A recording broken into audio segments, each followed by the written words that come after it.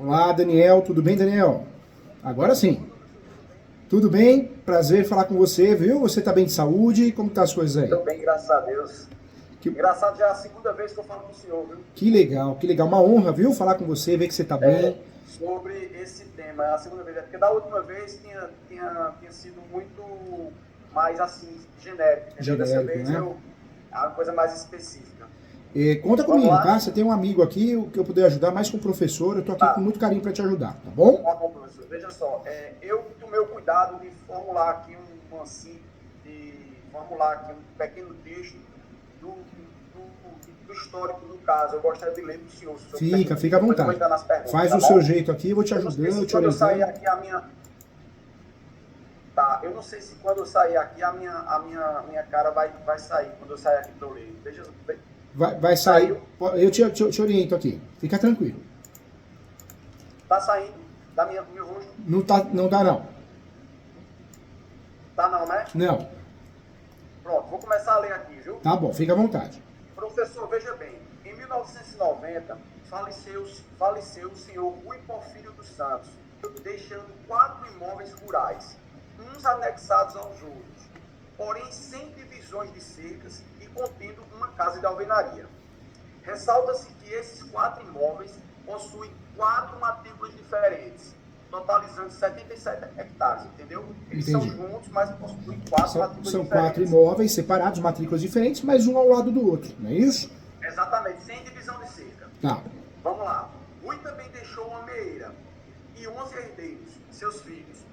Apenas um desses herdeiros, de nome Pedro, agropecuarista, desde o falecimento do seu pai, não deixou de residir nessa casa de alvenaria e, consequentemente, cuidou do sítio. Em 1990, foi aberto o inventário de Rui, que, acredite, ainda encontra-se em trâmite. No curso desse inventário, foram realizadas algumas cessões de direitos hereditários, tanto para os herdeiros necessários, como para terceiras pessoas. Entendeu? Entendi. Esses demais herdeiros e cessionários nunca se opuseram a esses imóveis, ocasião em que Pedro, como se dono fosse, fez valer a função social desses imóveis. Em 25 de dezembro de 2009, Pedro passou a viver em união estável, não formalizada com Giovanice. Eles coabitaram nesse sítio, né? No caso dos 4 imóveis, eles coabitaram lá, esses mais de 10 anos. Por que eu digo mais de 10 anos? Porque essa união se findou com o falecimento de Pedro, que ocorreu em 21 de janeiro de 2020. Então, ou seja, ele ficou lá desde 1990, o pai morreu e ele ficou lá no sítio. Em 2009, ele passou a conviver com ela em união estável. E em 2020, ele faleceu. Entendeu? Entendi. Pedro deixou um único filho de nome Gleison, que não é filho de Giovanize. Giovanize é a companheira dele, de Pedro. Entendeu? Tá entendendo? Entendi. Pronto, continuando. Pedro deixou um único filho de nome Gleison, que não é filho de Giovanize. Com o falecimento de Pedro, Gleison, que não é filho de Giovanize, no caso, né? Com o falecimento de Pedro, Gleison constrangeu Giovanize a sair do imóvel, já que ele era o filho do dono do imóvel, entendeu? Ele não estava lá cuidando do imóvel, o pai dele. Aí o menino chegou e constrangeu a companheira dele a sair do imóvel, já que ele disse que ela não era casada com ele, entendeu? Já que o menino disse que ela não era casada. E aí ela saiu do imóvel, mas logo em seguida voltou, amparada por uma liminar nos autos de uma ação de reconhecimento de união estável, reconhecimento e dissolução de união estável pós-morte, que eu ajuizei.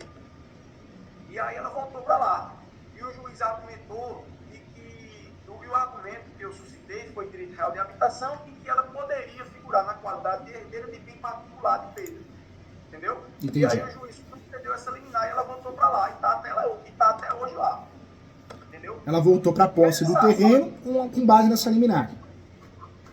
Eu consegui essa liminar aí numa ação de reconhecimento e dissolução de união estável. Porque primeiro eu tinha que reconhecer a união estável, já que não era formalizada, para depois ela ingressar em futuro inventário do Pedro, entendeu? Entendi. Do Rui, no caso. Enfim. Aí, recentemente, agora em junho de 2023, agora esse mês, tivemos uma audiência e aí foi reconhecida a união estável. Foi reconhecida a união estável. Lá de 2009, foi reconhecida a união estável entre Pedro e Juvanísio. Eu ajuizei essa ação e foi reconhecida. Entre justamente o período que eu aleguei, 25 de dezembro de 2009, até o dia do falecimento dele, no dia 21 de janeiro de 2020. Isso ficou consolidado. O que está faltando agora é só ser homologado pelo juiz. Ótimo. Entendeu? Entendi. Mas já foi formalizado, já está consolidado isso aí, a união estável.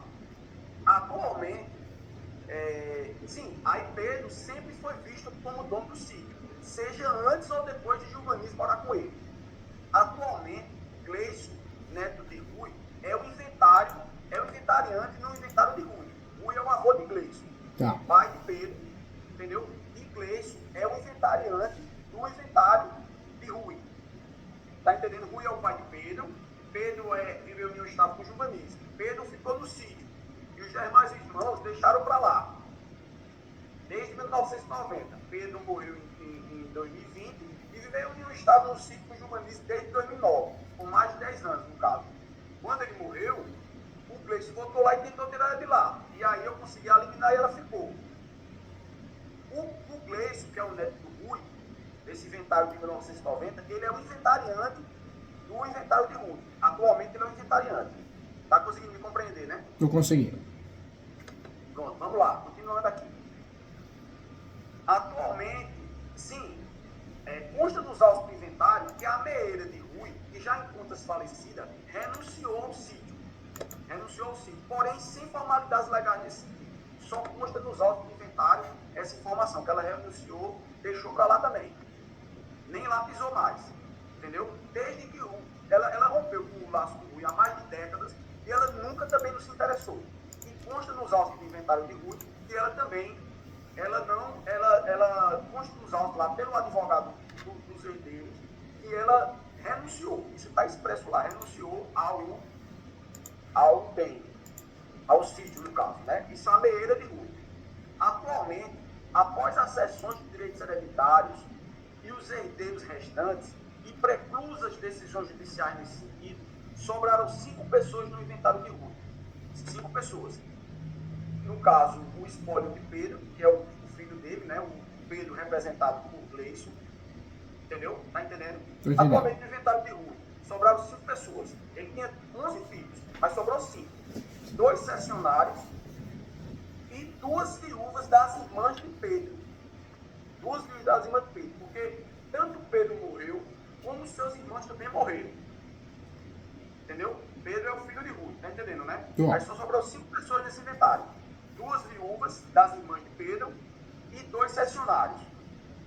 E, no caso, o filho de Pedro, que estava lá tomando de conta. Ele morreu em 2020, Pedro, tá entendendo? E o Rui morreu em 1990. Aí veja só. Aí vamos lá, né? Recentemente, tais pessoas foram citadas a se manifestarem no inventário de Rui, esse de 1990. Como eu resido em um local, professor, relativamente pequeno, eu tomei conhecimento que os cessionários não possuem interesse nesse feito. E a razão disso é simples. Como Pedro sempre foi visto como se dono fosse desse sítio, esses cessionários compraram de boca, venderam, melhor dizendo, de boca as partes dele para Pedro. As partes de terras, venderam de boca para Pedro. Entendeu? Entendi. Eles sempre enxergaram Pedro como se dono fosse. E esse inventário já faz mais de 30 anos, foi o que esses cessionários fizeram. Eles pegaram e venderam de boca. Ó, toma minha parte aí e fica para tu. Entendeu? E aí agora, eles estão em vias de receber essa partilha de bens. Só que eles não têm interesse. Eu já tomei esse conhecimento, porque a gente mora em um local pequeno e a gente fica sabendo de tudo. E eles sabem que não é deles, né? Enfim, formalmente não é deles, porque eles têm conhecimento que eles compraram, venderam na época para o Pedro, venderam de boca, entendeu? Da mesma forma, doutor, agiram as irmãs, as viúvas dos irmãos de Pedro. Elas venderam também para Pedro, entendeu? Entendi. E o que acontece? Uma dessas viúvas, ela está sabendo que vai ter direito na partilha. E aí, como ela vendeu de boca, e não foi pela via da cessão de direitos hereditários, ela quer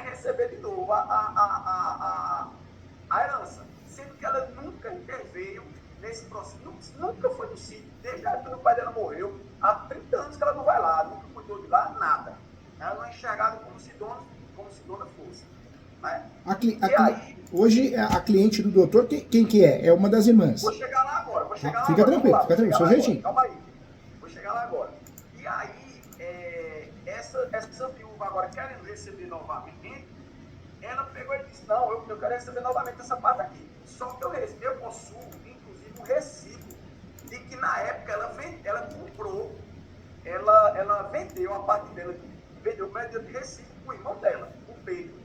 Entendeu? Entendi. E nesse tempo o Pedro ficou lá 30 anos no sítio e assim foi. Né? E assim tocou o barco. A outra viúva, ela não demonstra que quer brigar. Ou seja, das 5 pessoas, o Gleison, que é o filho do Pedro, quer ficar com tudo para ele, sozinho. Os 2 sessionários não querem nada. Uma viúva quer receber, uma viúva do irmão quer receber a parte dela e a outra não quer brigar. Entendeu? Eu defendo, doutor, os interesses da companheira de Pedro. Tá. Eu defendo os interesses dela, que viveu com ele durante mais de 10 anos, como eu disse anteriormente. Viveu com ele lá no sítio. Entre 2009 e 2020 já tem união estável reconhecida nesse sentido, só está faltando ser homologada pelo juiz. Foi fácil, doutor, reconhecer essa união estável, porque o advogado Gleison entende que, apesar de Giovanice ter vivido em união estável com o pai dela, ele entende que ela não tem direito. Só que, no meu entender, eu não sei se isso é certo, eu gostaria que o senhor respondesse, ela tem direito a esse bem particular, no mínimo ela tem direito a esse bem particular, à luz do artigo 1829, inciso 1º do Código Civil, por ser esse bem de herança. O senhor está entendendo? Entendi. Como o bem de Pedro é de herança, e ela viveu com ele em união estável lá, ela no mínimo tem direito a esse bem particular. Não é assim o raciocínio? Tá correto, verdade, doutor, verdade mesmo. O raciocínio, à luz do 1829, inciso 1º, o STJ já pacificou esse entendimento. Verdade. Aí, como ela viveu em união estável com ele lá no bem particular dele, e ele morreu, ela teria direito à herança desse bem particular, em concorrência com o Gleison. Entendeu? Só que aí, o que foi que aconteceu? A usucapião ela vai ser necessária aqui, porque os outros herdeiros agora querem entrar no jogo. Começou a briga, né? Começou a briga. Começou os interesses, né? Dos outros herdeiros também. Exatamente. Se eles não tivessem interesse em sair, como os sessionários, aí dava para resolver. Só que como teve essa questão, aí agora vai ser preciso entrar com assassino do usucapião. Entendeu? Aí, qual a questão aqui, o núcleo dessa história? É que a ação do usucapião proveniente de herança, eu quero tentar ajuizar uma ação do usucapião proveniente de herança em favor de Giovanice. Entendeu? Professor, eu já tenho aqui uma ideia central desse assunto. O que pega aqui são questões de ordem prática, tendo em vista que eu nunca entrei com uma ação do usucapião, muito menos proveniente de herança. Conta comigo, vou te ajudar. Conta comigo sim. Exatamente. Nesse caso, eu gostaria que o senhor me ajude. Eu gostaria que o senhor fosse o mais objetivo possível, me ajudasse nesse sentido, pois eu tenho várias perguntas de ordem prática para tirar aqui para o senhor. Ótimo, isso é bom. Entendeu? Conta comigo sim. E o seu raciocínio. E senhor. Parabéns, doutor. Fico muito orgulhoso, doutor. Por quê? Eu me aprofundei bastante desse tema. O doutor está sendo muito inteligente. Por quê? É muito comum advogado e advogada, e isso é um vício lá da graduação, morreu o inventário. O doutor foi o quê? Foi inteligente, correu atrás da declaração da união estável com dissolução, viu que esse caminho deu certo até um certo ponto, viu que ocorreu, né, uma mudança de pensamento e de estratégia dos herdeiros, aí o doutor sabiamente pensando no usucapião. Perfeito. Porque quando a gente não ganha a briga de um lado, vamos pro outro. E o outro lado é a posse, né, o direito sui generis. Vou te ajudar, doutor. Conta comigo sim, tá? Aí vamos lá. O senhor, eu queria que o senhor respondesse algumas perguntas aqui. E para otimizar o tempo de consulta, já até 1 hora, já vai em 15 minutos. E se eu desejar que o senhor se aprofunde, o senhor se aprofunda. Caso contrário, basta ser objetivo e eu mesmo me aprofundar aqui. Entendeu? Tá bom, conta comigo. Você tem mais que um professor, você tem um amigo aqui. Quero o teu bem, tá? Vai dar certo. Exatamente. Entendeu? Então, eu vou começar aqui a fazer a primeira pergunta. Tá bom. Doutor, antes do doutor fazer as perguntas, deixa eu só trazer uma questão importante. Parabéns pela estratégia, parabéns pela inteligência e parabéns por ser estudioso do jeito que o doutor é. Esse usucapião, o doutor não pode esquecer, e é detalhe fundamental. Porque o doutor vai usar esse uso capião não só para transformar a posse em propriedade, mas vai ter que blindar ela, vai criar um guarda-chuva, um escudo protetor. Então o doutor tem que usar o quê? O enunciado 492 tem que aparecer no seu uso capião, enunciado 492, porque é o enunciado que fala que a posse é um direito sui generis. Depois, a súmula 237 do Supremo, hein? Súmula 237 do Supremo, que o doutor vai usar em matéria de defesa o uso capião para o que possa vir. E detalhe importante, sendo possível, tem que usar o 1238 do Código Civil, porque é um uso capião que permite a má-fé e não precisa do justo título e boa-fé. Então, o doutor ele consegue blindar a ação, tá bom? Certo. Então vamos lá. Primeira pergunta aqui, essa é mais de ordem teórica. Professor, qual a diferença de posse exclusiva para gestão exclusiva? Se é que existe alguma diferença? Na verdade, a posse exclusiva é aquele ponto que só entra na minha casa ou no lugar que eu tenho a posse quem eu deixo. Exclusividade, eu tenho a chave. Outras pessoas podem até... Mas existe alguma diferença de gestão exclusiva e posse exclusiva? É a mesma coisa, são sinônimos? Não são sinônimos. Na verdade, a posse exclusiva, eu faço o que eu quero com a posse. Só entra quem eu deixo, quem eu autorizo. A gestão exclusiva, eu pago as contas com exclusividade. Gestão exclusiva quer dizer o quê? Quem paga as contas, as despesas, faz as benfeitorias do imóvel. Então, isso é gestão exclusiva, entendeu? Perfeito. Vamos lá. Segunda. Professor, a uso capião proveniente de herança também vale para os concessionários? Vale também. Vale, né? Vale, inclusive, tanto na soma da posse originária como a derivada, viu? Perfeito. Vamos lá, próxima aqui. Professor, eu li no resto, essa aqui já é mais elaborada. Vamos lá, espera concluir. Eu li no resto, número 1.631.859, proveniente de São Paulo, que não prejudica a ação do usucapião proveniente de herança quando esta for proposta após a propositura da ação de inventário pelo corrente do prejudicado. Aí agora vem a pergunta. O senhor entendeu? Eu li no resto disso. O senhor entendeu o que eu li? Entendi. Que não prejudica. Agora vem a pergunta. Eu queria saber se esse raciocínio aqui prevalece. A prévia propositura de um inventário judicial, por si só, não será uma forma de oposição apta a descaracterizar a posse exclusiva exercida por um dos herdeiros cessionários, o que, consequentemente, não inviabilizará a usucapião de bem proveniente de herança. Corre para o processo de raciocínio. Você entendeu? Entendi. Na verdade, é claro que fatalidades jurídicas podem acontecer. Tem muito juíza, que não gosta do que faz, está desatualizado. Mas, em regra, a posse só deixa de ser mansa e pacífica quando nós temos o quê? Uma decisão de uma possessória, seja reintegração, manutenção interdito proibitório, ou uma petitória. Uma ação reivindicatória, uma ação de emissão, uma ação de resgate.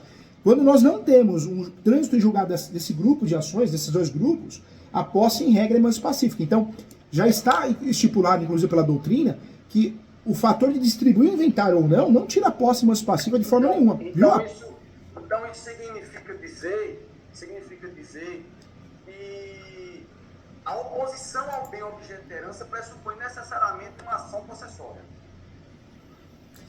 Na verdade, não. A ação possessória, como ela tem uma característica muito própria, né, por ser de procedimento especial, só vai atingir o núcleo do usucapião quando eu tenho o trânsito julgado. O que nós temos de diferente... Eu sei, mas não é pela via da ação possessória que tem que ser caracterizada essa oposição para rebater a oposição ao bem. Tem que ser pela via de uma ação possessória. Possessória ou petitória? Tem sim, doutor. Com trânsito julgado. Com trânsito julgado. E detalhe, hein, a única exceção que nós temos em relação a isso é quando eu distribuo uma ação reivindicatória, então, distribui hoje. Dali para frente, o prazo da aquisição positiva, ela deixa de existir para alguns juízes, mas é a única exceção que nós temos, tá? Entendi. Professor, me diga uma coisa, como fica a ação do subcapião se essa ação de inventário for concluída e o juiz realizar a partilha dos bens? Como fica a ação do subcapião? Já que tem o inventário e o juiz pega e realiza a partilha lá, o inventário está concomitantemente correndo o juiz. Como fica essa ação do subcapião? Na verdade, o uso capião, quando nós temos uma decisão no inventário, o registro do formal de partilha, o registro talvez da escritura pública, vai ter uma mudança registral, claro que vai, mas para o uso capião não altera nada, você não perde o direito de uso capião em virtude de ter ocorrido um acontecimento registral, entendeu? Por quê? Porque a posse é um direito totalmente sui generis. Eu continuo provando, trabalhando aqui na minha posse, no meu uso capião. Então quer dizer que aquilo ali posteriormente pode ser modificado, aquela parte de Pode. E tivemos um caso, inclusive, o ano passado. A família correu para fazer o inventário. Quando saiu o inventário, o formal de partilha, a família correu para registrar. E o meu cliente fazendo uso capião. Incrível que pareça, nós ganhamos o uso capião depois de 15 dias do registro do formal de partilha. Então nós tivemos o quê? duas alterações registrais. Uma 17 dias antes, em virtude do formal de partilha que foi registrado, e uma depois de 17 dias ocorreu o registro do uso capião. Então, uma não inibe a outra, né? Uma não inibe a outra. O cartório jamais vai fazer, doutor Daniel, vai falar assim, não posso registrar o uso capião porque acabaram de registrar o inventário. Não, não existe isso, entendeu? Essa possibilidade. Vamos lá, professor. Próxima pergunta. Essa aqui é interessante aqui. Fique um prato. Professor, o legitimado passivo na ação será o espólio de Rui, nesse caso aqui, o legitimado passivo será o espólio de Rui Porfírio dos Santos, representado por seu inventariante Gleison Macedo dos Santos, já que possui inventário. No caso, será desse jeito o legitimado passivo. Veja só. Espólio de Rui Porfírio dos Santos, representado por seu inventariante Gleison Macedo dos Santos. É assim, no caso. O uso capião permite, né? Permite, você está falando do uso capião, né?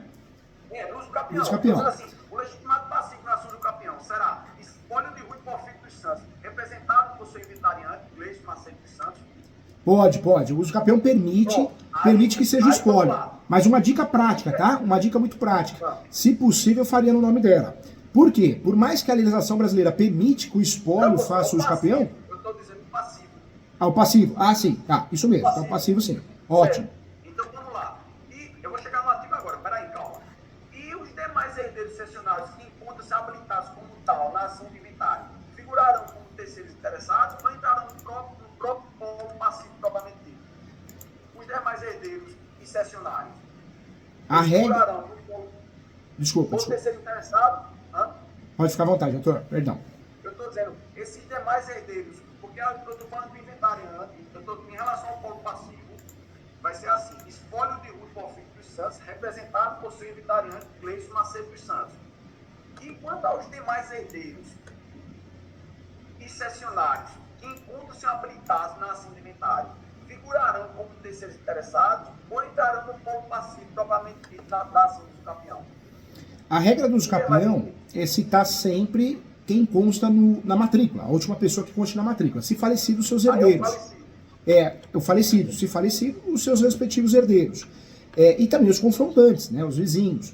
Essa citação, em regra, ela é por carta. Né, não muda, não altera nada em relação à citação. É por carta, eu vou tentar uma, duas vezes, não conseguir, eu vou acabar citando por edital. Posso usufruir desse pedido. Quem pode se habilitar ao processo? Qualquer terceiro interessado. Pode ser um vizinho, pode ser um herdeiro, né, um eventual herdeiro. Qualquer pessoa que tenha interesse na causa e prove isso pode se habilitar no uso capião como terceiro. Então, no caso aqui, a juização, o polo passivo vai ser o espólio, no caso, né, que é o proprietário registral, representado pelo seu inventariante. E aí eu vou colocar como terceiro interessado os demais herdeiros e cessionários. Vou jogar no polo de terceiro interessado. Nós não podemos esquecer, isso é importante para ajudar o doutor. O uso capião não tem... Eu vou chegar nos confrontantes ainda. Mas só um detalhe importante. O uso capião não tem réu, né? Como é uma ação declaratória, não tem réu. Nós colocamos no sistema...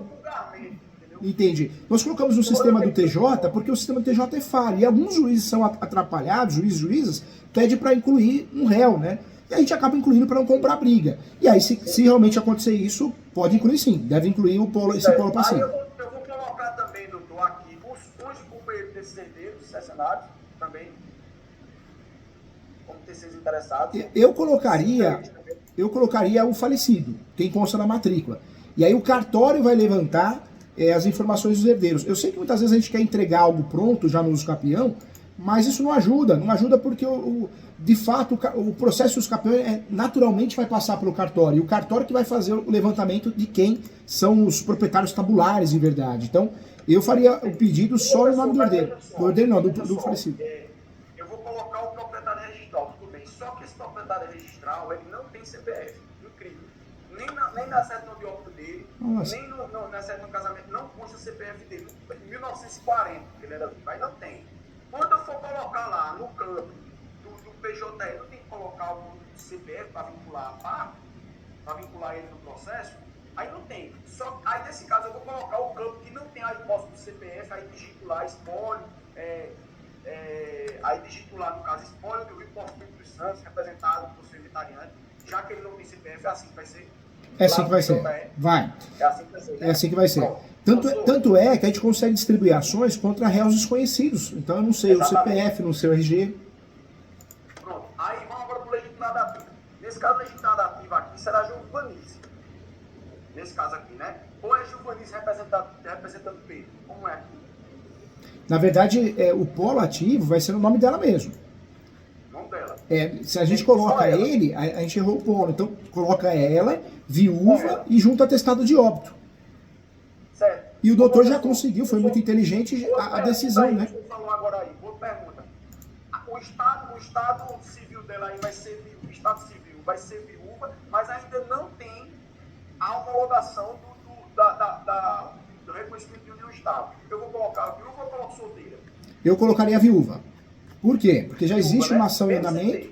Nós temos uma normativa que permite, no Brasil, você usar o nome de viúva quando existe uma ação declaratória de união estável em andamento.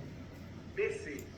Vamos para a próxima aqui. Se Deus vai dar para terminar tudo aqui ainda está em 26 minutos. Vai dar certo. Isso é muito importante, sabe, professor? Para mim, é anos de estudo aqui nesse Eu tema. sei, isso aí é fera. Professor, se eu possuo uma planta de situação, essa pergunta de contrato, se eu possuo aqui uma planta de situação que é capaz de individualizar por completo o imóvel rural, bem como também possui um memorial descritivo nesse sentido, ainda assim é imprescindível juntar os autos planta baixa e planta de localização, de modo que, caso eu não junte, o pedido será julgado improcedente? Não é o caso. No usucapião judicial, nós temos uma vantagem muito grande. Exatamente, no extrajudicial, vamos lá. No judicial, você pode juntar a planta antiga, o memorial descritivo antigo, porque vai ter uma perícia, né? O juiz vai nomear um perito. No usucapião extrajudicial, aí tem que se atualizar. Perfeito, vamos para a próxima, vai dar tempo, vamos lá. Professor, quanto ao tema soma de posses, o tempo de pressão aquisitiva nos capiões extraordinários é 15 anos, né? Como a gente sabe. Isso, é isso mesmo. E no caso, ele vai ser contado. Como é que eu coloco na prática? Vai ser contado o tempo dele e depois o tempo de Giovanice. Eu informo isso nos fatos lá, olha, ele viveu lá desde 90 e depois ela entrou em 2009, aí vai somar essas posses, assim, só basta narrar isso aí e juntar as provas nesse sentido. Em relação ao tema soma de posses. A soma de posse, ela pode ser originária, né? Ela só tem 10 anos, não é, professor? Ela só teve 10 anos lá.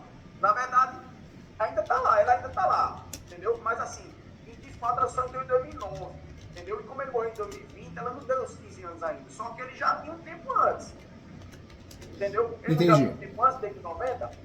Aí eu basta informar nos fatos essa situação, no sentido de somar as contas para ter os 15 anos.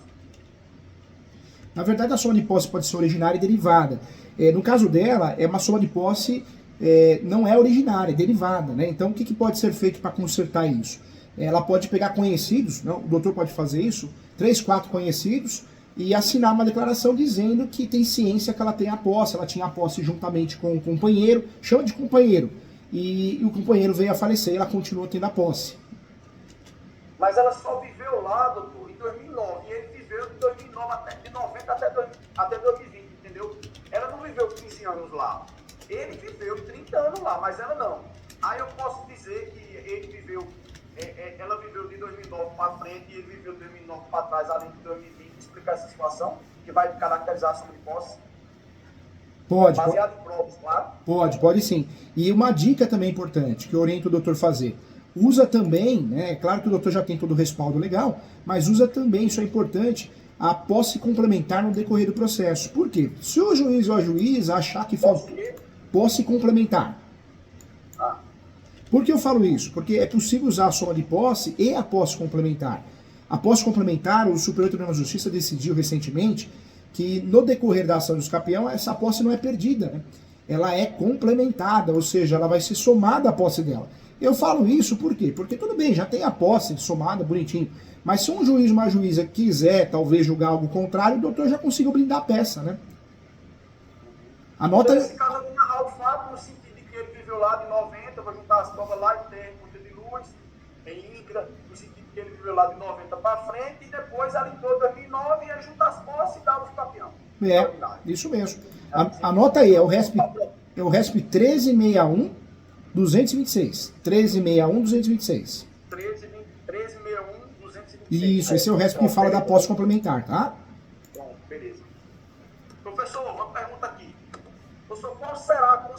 falência para Giovannize se os confinantes forem citados e não se opuseram ao processo. Deixa para lá. Ele nem...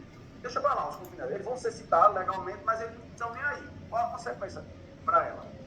Isso é ótimo, né? Na verdade, perder os campeões a gente perde para nós mesmos, né? Quando a gente não consegue provar os requisitos, posse, mas pacífico no nome.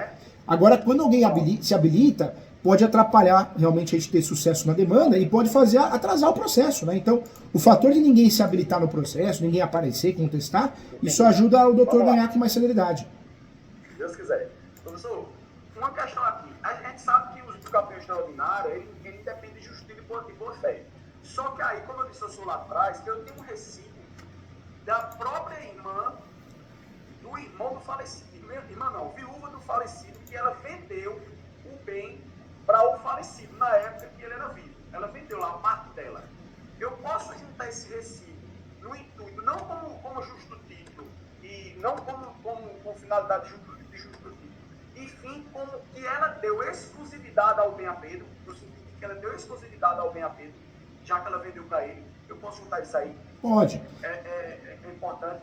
Pode. Para fundamentar a exclusividade. Ou seja, olha aqui, ele teve tanta exclusividade que ela, inclusive, dá aqui o recibo de que ela passou a parte dela para ele. Seria pertinente juntar esse recibo?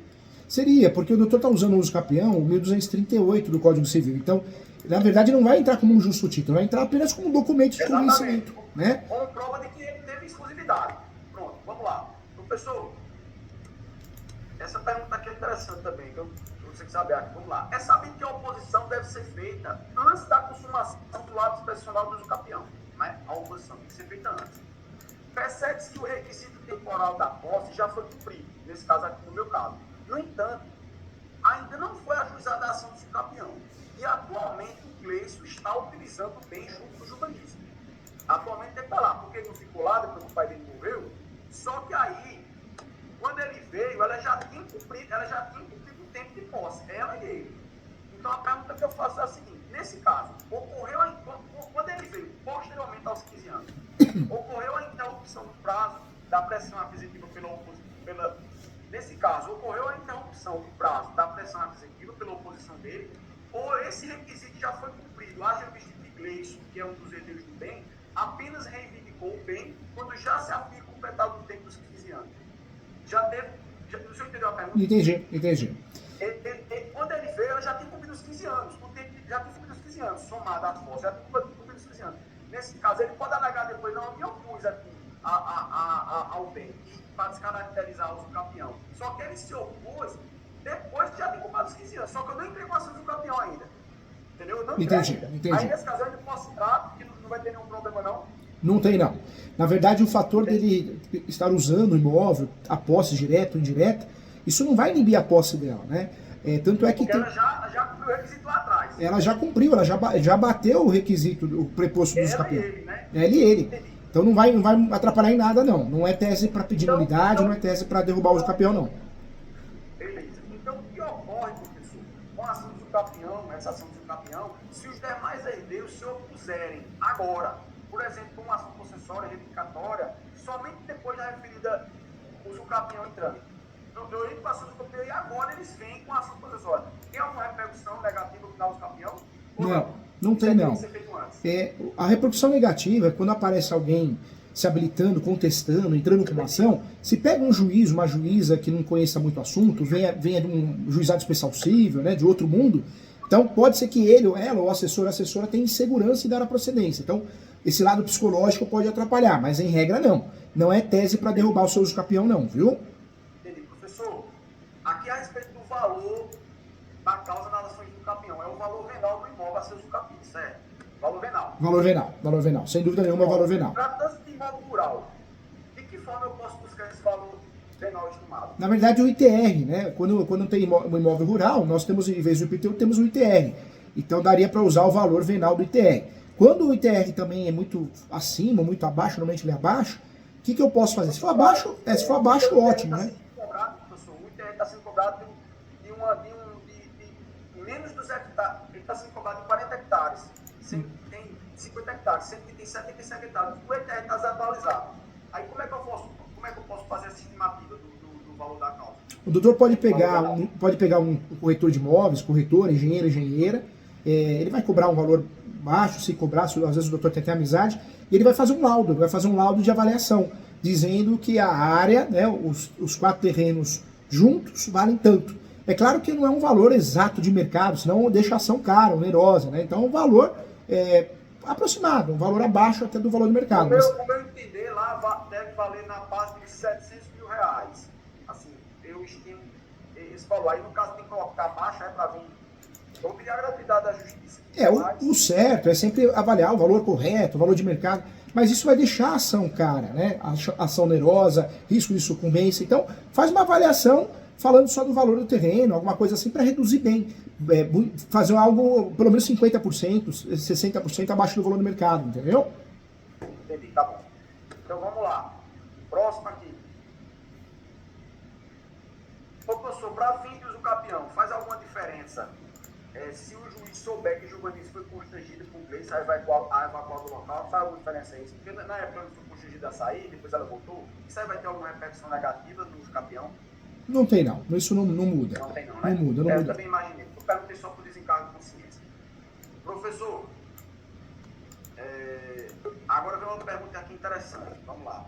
Considerando que está em vias de sair a partilha, no inventário de rua, a partilha de bem lá, está em vias de sair, seria o caso de eu pedir uma tutela de urgência a fim de impedir que esta partilha saia, haja visto que existe uma grande probabilidade do direito que em momento posterior a ação do campeão frustre essa partilha, ou não tem necessidade de pedir sair, já que se o bem for usucapido, ela vai mudar o registro, entendeu? Entendi. Da partilha.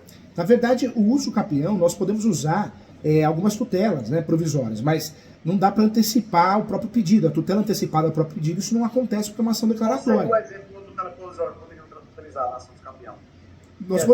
O que poderia causar efeito para te ajudar, e aí sim pode ser pedido, uma verbação premonitória. Então, na ação do usucapião, falou, juiz, faz um favor. Verbação o quê? Premonitória. Falou, ô juiz, ô juíza, eu estou fazendo usucapião aqui, eu quero uma verbação premonitória, eu quero que o juiz, a juíza, expeça um ofício e envie lá para o cartório competente para fazer constar que existe um usucapião em andamento, para gerar publicidade. Aí, legal, isso pode ser feito, isso gera efeito, né? Gera efeito de publicidade, de evitar um leilão, de evitar uma briga, de evitar que alguém compre. Porque um exemplo, faz o inventário correndo. De herdeiro eu me torno co-proprietário, então eu já saio vendendo, eu quero me livrar do problema. Quando eu faço essa verbação premonitória, eu já evito essa venda, porque eu já joguei um balde de água fria, né? Entendi. Vamos lá, próximo. Obrigado aí pela dica. Vamos lá. Eu sou bem de família, pode ser usucapião, pode ser objeto de usucapião? Pode sim. Não existe nenhum impedimento na lei brasileira em relação a isso não, viu? Perfeito. Eu já sabia, só perguntei, vai aqui, né? Professor, tem uma questão aí que eu não falei lá atrás, não, que eu fiquei compartilhado com o senhor, veja só. O Pedro, ele viveu em união estável lá no sítio, não formalizada e não tem reconhecimento desse sítio. Ele viveu um certo tempo em união estável lá no sítio com a mãe do menino. Até 2007 ele viveu lá. Entendeu? Entendi. Isso tem alguma repercussão na herança, no usucapião? No caso, se fosse o caso de herança de bem particular. Como ela viveu em união estável com ele lá, em 2007, um certo tempo ela morou lá também, mas aí ela já saiu de lá. Até 2007, em 2007 ela saiu de lá. E não está mais. Foi quando entrou juvenis. Qual é a repercussão que essa mulher tem nesse processo? Na verdade, o direito brasileiro separa muito bem, né? Direito hereditário, direito de posse, direito obrigacional. Então, isso não seria uma boa tese para poder brigar, pedir nulidade ou até se habilitar o usucapião. Eu não vejo isso como algo perigoso que possa atrapalhar, não. Vamos lá. Eu imaginei também que a resposta fosse nesse. Professor, uma pergunta aqui com um prato também. Como se fosse uma prova emprestada, eu posso me valer do memorial descritivo, bem como a planta de situação que foi elaborado e juntado aos autos do inventário de uso e juntar na ação do usucapião? Pode sim. O usucapião judicial tem essa vantagem. Está bem completo lá, sabe, professor? Está bem completo lá essa planta, esse memorial descritivo está bem completo. Aí eu posso pegar com prova emprestada e juntar no usucapião. Pode sim. O interessante do usucapião é que nós temos essa possibilidade, né? De usar, o judicial eu falo, usar documentos antigos, que não estejam totalmente atualizados. Então é interessante em virtude disso, a gente acaba economizando. Então é possível sim. Professor, vamos lá, tá quase acabando. Fica tranquilo. Eu tenho certeza aqui, 20 minutos. Vamos lá. Show de bola. Primeira coisa. Vamos lá. Professor, eu devo fazer uma petição. Quando eu for narrar os fatos, eu devo fazer uma petição voltada aos requisitos da usucapião extraordinária, que é fundamentado no 278, o anos domini, enfim, todos aqueles requisitos, e deixando para argumentar a questão da posse exclusiva apenas na instrução, ou eu devo já me antecipar e já falar que ele foi pedido de posse exclusiva, tudo isso já pode jogar tudo na petição inicial.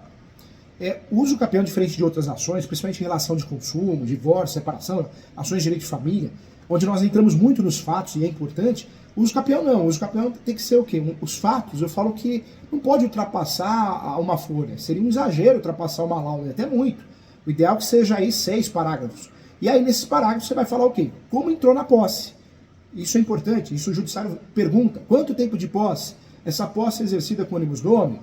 É mansa e pacífica? Então, trazendo... Foi assim, eu estou entendendo. Foi o que eu imaginei, mas assim, eu já estou aqui, já imaginando qual vai ser a defesa deles. Entendi. Que vai ser a questão de que não foi posse exclusiva. Aí, no caso, eu deixo para rebater isso aí na audiência de instrução, é assim? Isso, na verdade, tenta falar pouco para você não dar por exemplo, a brecha para defesa. Você fez uma pergunta aí lá, já que você era dona lá, por que você não foi o todo lá, por exemplo, né? Eu deixo para deixar isso para a instrução, né? Por exemplo, a testemunha, se você fosse comprar o bem, você compraria o bem a quem? A ela ou a ele? Ao Pedro? Não é assim? Deixa. Me aprofundar nesse aí no eventual instrução. E na ação, fico só com os requisitos de 1238. Não é assim? É isso mesmo. Tenta falar dos requisitos do 1238, da posse mais pacífica nos nomes. Porque eles vão dizer que ele não teve, que ele estava só administrando, enfim, vai dizer isso aí. Aí isso aí eu rebato depois. Isso, rebate depois. Parabéns, é isso mesmo. Porque se alguém se habilitar ou contestar, vai falar que é mera tolerância, vai falar que é um comodato, e a doutora falar que não existe comodato, uma vez que a posse é qualificada e a gestão da posse é exclusiva, né? A posse é exclusiva. Perfeito, vamos lá, quase acabando aqui. Professor, vamos lá. Eu sei que eu devo juntar as certidões na ação do capião das matrículas dos imóveis rurais, né? Eu sei que eu tenho que juntar essas certidões aí. Beleza. Só que tem um detalhe. Nessas certidões, consta que os confrontantes eram outros da época. Entendeu? E hoje são outros. De fato, os confrontantes são outras pessoas. E na certidão tem outras pessoas. Entendeu? Entendi. Aí, quando eu for mandar citar os confrontantes, eu devo juntar as da certidão ou os que citam atualmente lá os vizinhos, atualmente vizinhos. A regra do jogo é citar sempre os vizinhos, os confluinantes, né, tabulares, ou seja, quem é dono, não é posseiro e nem inquilino. Entendi. Mas aí nesse caso, quando o oficial de justiça, por exemplo, for lá, vai ver que não está ele lá. Entendeu? Vai ver que são outras pessoas que estão lá. Não vai o oficial de justiça. Na verdade, no uso capião é via carta, né, via correio. E quando não localizo os confinantes, porque vem a resposta negativa, alguma coisa assim, eu vou pedir que os juízes peçam ofício, o juiz ou a juíza, para o SUS, para a Justiça Eleitoral, para achar um novo endereço. Vou tentar de novo, não consegui, aí por edital. Na verdade, no uso capião, muitas vezes é citado por edital, né? O confrontante, o confinante e os próprios últimos proprietários também, né? Mas o senhor entendeu o que eu disse? Entendi. Nas certidões de matrícula, consta um confrontante de nome José. Só que atualmente quem está morando lá não é mais o José, não. Porque já é antigo isso aí. É agora o João. Aí quando eu for citar, eu vou colocar o João, o nome de João, ou eu vou colocar o José. E aí o correio, quando chegar lá, vai ver que não está José. Sempre para não errar, no uso capião nós vamos sempre nos tabulares. Quem consta no registro é o que interessa. Bom, beleza. Então esquece o atual. Esquece o atual. Exatamente. Vamos lá, perfeito. Isso é interessante isso aí. Eu já pensava que era o atual, tá vendo? Professor, é possível ajuizar uma ação do capião sobre vários imóveis numa única ação, como é o meu caso? Porque são vários imóveis, né? E um só. Aí eu posso ajuizar essa ação do capião desse da imóvel, ou tem que ser um capião para cada imóvel? Não, né? Você tem as duas opções. O uso capião nós podemos usufruir dele para também desmembrar uma área, né? Então eu transformo uma matrícula em várias, uma transcrição em várias, isso é comum. E eu posso fazer o inverso, eu posso transformar várias matrículas numa só. Então, se pensar em gasto e custo, é melhor fazer um uso capião só se você já unifica a matrícula. Se o cliente aí quer... aí no pedido eu peço a unificação da matrícula. Exatamente. No pedido faz no pedido, requer a unificação das matrículas tais. 4 matrículas, 5 matrículas ou mais, tá? 4 matrículas, no caso. Beleza, perfeito. Quase acabando aqui. Doutor, eu posso estar olhando o Google Earth Pro. E aí eu acho que é muito interessante uma tese que eu estava olhando aqui na internet, no sentido de que um advogado ele pediu para o juiz uma inspeção judicial para o juiz ele fazer uma inspeção judicial, porque uma parte disse que não tinha feito benfeitoria lá na área, e aí o juiz ele fez a inspeção judicial lá no Google Earth Pro, não sei se você conhece essa ferramenta, e aí quando ele voltou na linha do tempo, não tinha o que o camarada disse que fez.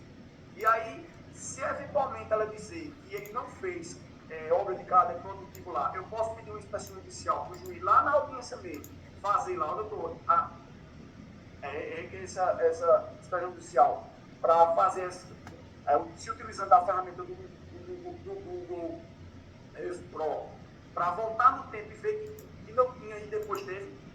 Pode sim. Inclusive, entendi. Isso é muito utilizado no uso capião e também é muito utilizado para quem faz a defesa no uso capião, a contestação, a habilitação. Porque você consegue pegar nas imagens que não teve posse ou teve, né? Quando eu estou totalmente de boa fé, eu vou dizer, olha aqui, ó, não tinha antes e agora tem. Ótimo. Aí, no caso dessa inspeção judicial, ela vai ser realizada ou para o juiz pedindo espaço ou na própria audiência lá. Pode ser, né? Pode sim. Os herdeiros podem utilizando isso e até em tese de defesa. É muito comum isso também. É muito utilizado isso quando os herdeiros, entre si, fazem uso capião de objeto de tinência. É muito comum. Pronto. Professor, eu tenho um contrato de comodato onde prova que Pedro alugou, no caso, né? Parte do sítio a alguém. Isso seria uma boa prova para fins de ânimos donos? Seria sim. Eu sempre falo que não é interessante no uso capião ser inquilino, porque inquilino não tem posse, né? Caseiro não tem posse. Não, ele alugou. Mas ele alugou. Então, o locador sim, porque o locador ele prova que tem ânimos do homem. Ele prova que se sente dono, né? O único detalhe nesse contrato comodato é que eles erraram o nome, comodante e comodatário. Colocou um verso.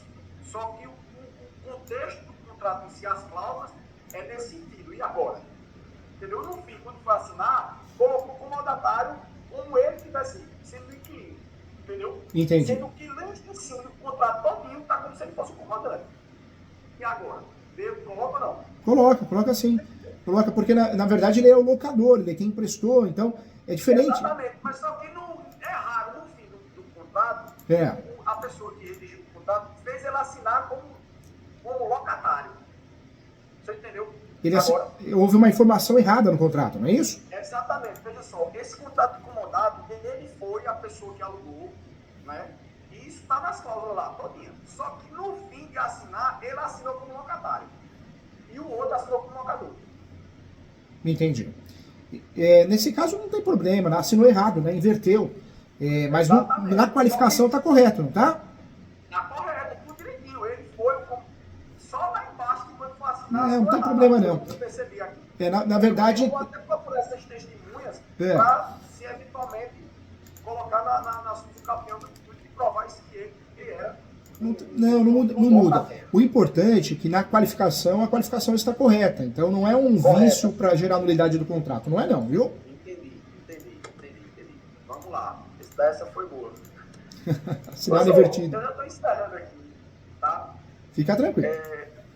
O senhor poderia me dar, assim, tipo, alguma dica de como eu formular alguma pergunta, assim, visando o uso capião proveniente de herança, ou para pegar a própria viúva do irmão do herdeiro que disse que ela tem direito, só que aí ela ficou tentando lá, porque você estava estudando aqui, e umas dicas interessantes aqui nesse sentido, é que, então tá bom, já que você foi do outro lado, ela não sabe nada lá, se eu perguntar ela quantos quartos tem lá, ela não assim, se ela sabe dizer se tem algum barreiro lá, se ela sabe dizer, isso no caso para ela, né? Depoimento pessoal, no caso, né? Depoimento pessoal. Se ela sabe dizer quantos barreiros tem lá, se ela sabe dizer se na casa, se tem algum armazém, porque ela não sabe nada lá, nada. Aí seria oportuno de dizer, ó, ela está dizendo que ela é dona aqui, mas ela não sabe nada. Você está entendendo a minha Ótimo, pergunta? excelente. E me fala uma coisa, a área é cercada?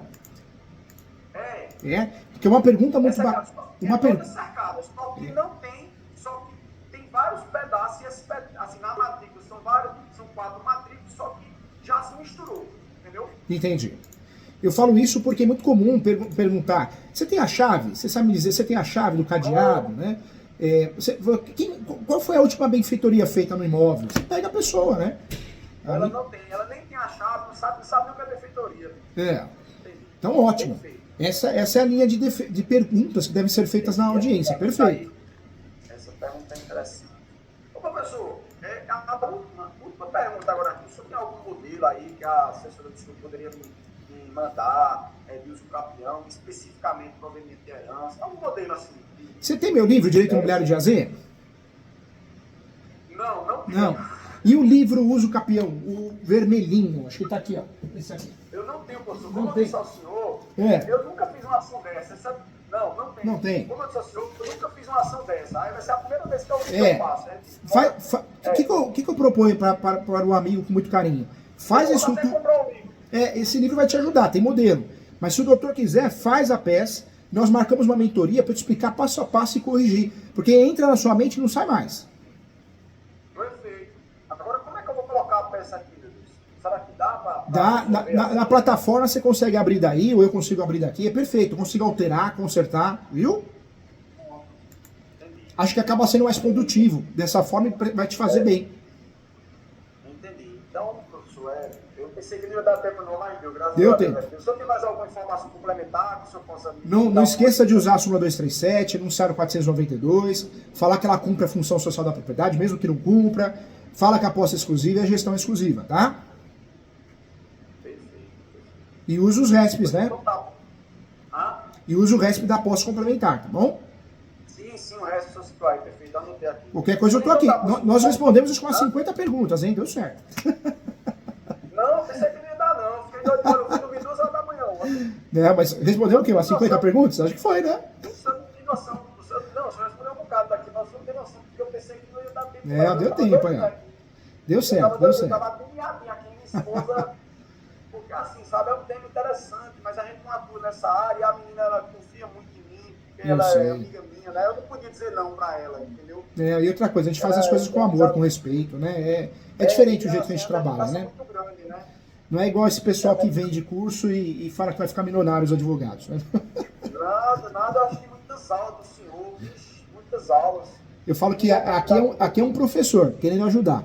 Eu faço mentoria porque é uma forma de... Eu responder, inclusive no YouTube, uma vez pra mim, mas eu conversei com o senhor, tem mais ou menos 1 ano e meio. Então, a mentoria é uma forma de eu ajudar você e você ajudar o professor, ajudar o escritório. Mais ou menos funciona, entendeu? Dessa vez, o meu cuidado aqui de ser mais específico aqui. Faz a peça e nós voltamos aqui numa mentoria para corrigir ela, tá bom? Então tá, professor. Muito obrigado. Aí Fica com Deus, se cuida, viu? Fica com Deus. Valeu, Tchau, doutor Daniel. Um abração. Tchau, tchau. Posso sair aqui, já. Tchau, tchau. Valeu.